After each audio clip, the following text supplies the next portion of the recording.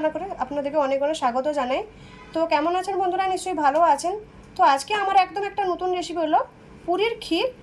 তো প্লিজ ভিডিওটা শুরু থেকে লাস্ট পর্যন্ত জরুর দেখবেন বন্ধুরা। আজকে আমি বানাবো পুরীর ক্ষীর।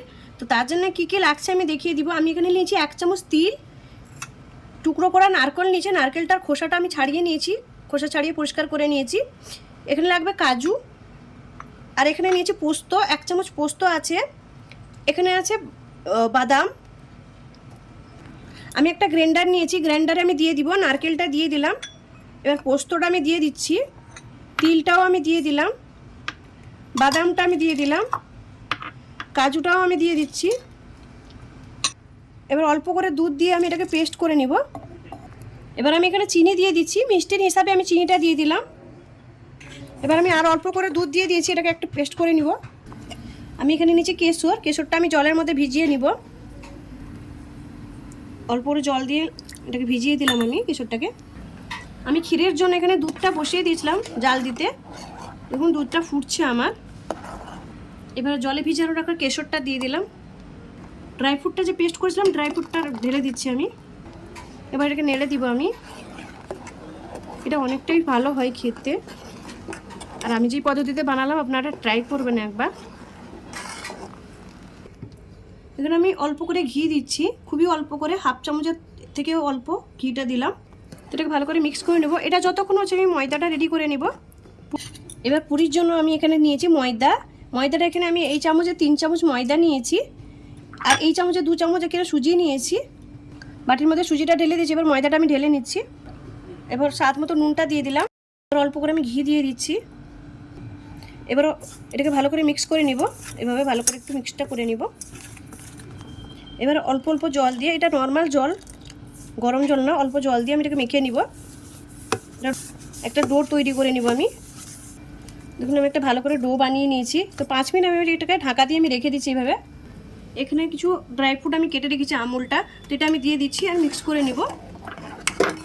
এখানে এলাচ থেতো করে রেখেছি, খোসাটা বের করে নিয়ে বীজগুলো, তো এটা আমি দিয়ে দিচ্ছি। 5 মিনিট আমি ঢাকা দিয়ে রেখেছিলাম, এবার ঢাকাটা খুলে নিচ্ছি। দেখুন আমি লেচিটা ভালো করে একটা ডো বানিয়ে নিব। এখানে আমি 2 ড্রপ মতন আমি ঘিটা দিলাম। এবার এখানে আমি রেখে দিচ্ছি। এবার এটাকে বেলে নিব আমি এভাবে। একটা বড় সাইজের, ভালো করে একটা বড় সাইজের বেলে নিব আমি এভাবে। পাতলা করে বড় সাইজের বেলে নিয়েছি।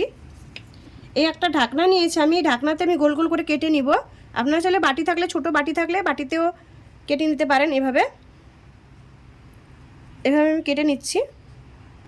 এবার আমি তুলে নিব বাকি থাকা ময়দাটা। আমি তেলটা বসিয়েছিলাম গরম করতে, এবার তেলের মধ্যে দিয়ে দিব পুরিগুলো। দেখুন কি সুন্দর করে ফুলে যাচ্ছে। দেখুন এই পুরিগুলো হয়ে গেছে, এরকম গোল্ডেন ব্রাউন কালারটা এসে গেলেই হয়ে গেছে। তো এটাকে আমি তুলে নিচ্ছি। বাকি পুরিগুলো আমি এইভাবে ভেজে নিব। এখানে আমার পুরিগুলো সব রেডি হয়ে গেছে। এদিকে দেখুন আমার এখানে ক্ষীরটাও রেডি হয়ে গেছে। দেখুন কি সুন্দর করে গাঢ় হয়ে গেছে ক্ষীরটা, এইভাবে গাঢ় লাগবে ক্ষীরটা।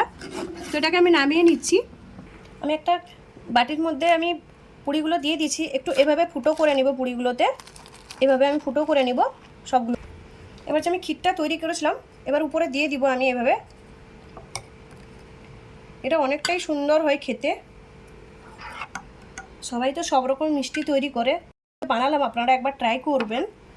এটা কিন্তু খেতে দারুণ হয়, আর একদমই অন্য রকমের এই রেসিপিটা। তো এটা ভালো করে আমি সাজিয়ে নিয়েছি। এখানে আমি কিছু পিস্তা কুচিয়ে রেখেছি, তো পিস্তাগুলো উপর থেকে ছড়িয়ে নিব এইভাবে। দেখুন আমি একটা তুলে দেখাচ্ছি কি সুন্দর হয়েছে। দেখুন কত সফট হয়েছে, আর খেতে এগুলো দারুণ হয়। বাঙালিরা খুবই মিষ্টি খেতে পছন্দ করেন।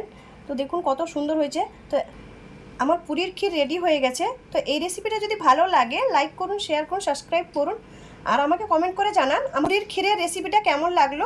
ধন্যবাদ বন্ধুরা, ভালো থাকেন, সুস্থ থাকেন।